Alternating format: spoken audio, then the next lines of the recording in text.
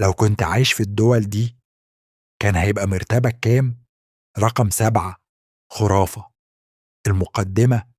يعني بص، إحنا كلنا في يوم من الأيام قعدنا وسألنا نفسنا، هو لو كنت مولود في بلد تانية كان زماني غني ولا برضه كنت بقبض آخر الشهر واختفي أول الشهر؟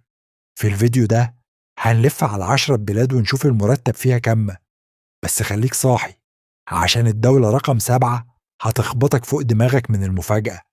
الأولى أمريكا، أهلا بيك في أرض الأحلام. والضرائب، المرتب $4500 في الشهر.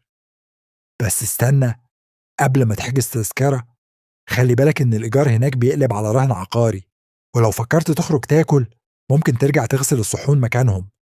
يعني بتقبض كتير بس بتصرف أكتر.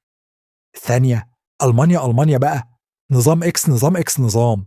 متوسط المرتب حوالي $3800، بس بتدفع ضرائب كأنك شريك في الدولة.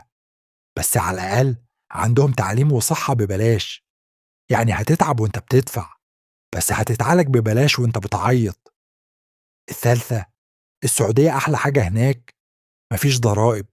المرتب للوافدين من 2500 إلى $3000، واللي أوفر المعيشة أرخص شوية، يعني تقدر تشتغل وتوفر وتشتري نيسان صني من غير ما تحوش 100 سنة. الرابع، مصر تعالى بينا على أم الدنيا.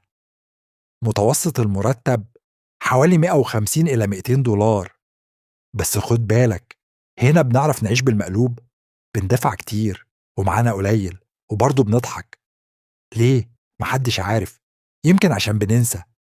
الخامسة، الإمارات المرتب حلوة جدا، من $3000 إلى $5000، بس خلي بالك السكن هناك بيكلفك كأنك بتأجر شقة على القمر، يعني لو مش عامل حسابك هتلاقي نفسك ساكن مع الجمل. السادس، الهند المرتب هناك من 300 إلى $400، بس كل حاجة رخيصة والأكل لذيذ وممكن تعيش ملك لو بتحب التوابل. بس في المقابل ما تنساش تجيب شنطة رز كبيرة وانت راجع عشان ده أرخص من هنا. السابع، سويسرا. يلا بينا على الدولة اللي مش دولة، ده فيلم خيال علمي.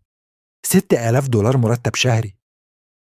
والله، بس للأسف كوباية عصير هناك ممكن تكلفك نص المرتب، يعني بتقبض كتير بس لو عايز تشتري كيس شيبسي لازم تبيع الكلية.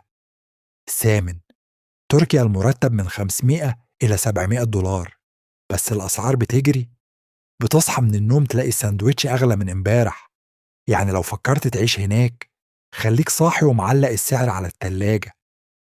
التاسع، اليابان مرتب كويس، حوالي $3000، بس يا سيدي هم شعب منظم لدرجة إنك لو مشيت غلط في الصف ممكن تعمل كارثة وطنية. وساعات العمل كتير جدا، ممكن تشتغل لحد ما تنسى اسمك. العاشرة، كندا آخر محطة معانا، كندا الهادية اللطيفة. المرتب حوالي $4500، بس في ضرائب. بس في مقابل تعليم وصحة وشعب بيعتذر لو خبطك بالغلط، يعني حياة كريمة وناس بتقولك سوري قبل ما تشتمك. الخاتمة، في النهاية المرتب مش كل حاجة، المهم إيه اللي بيفضل في جيبك آخر الشهر. قلنا في الكومنتات نفسك تعيش في أنهي دولة، ولو قدامك اختيار بين مرتب خرافي في بلد نار ولا مرتب وسط في بلد بسيطة تختار إيه؟ يلا بينا نضحك سوا في الكومنتات.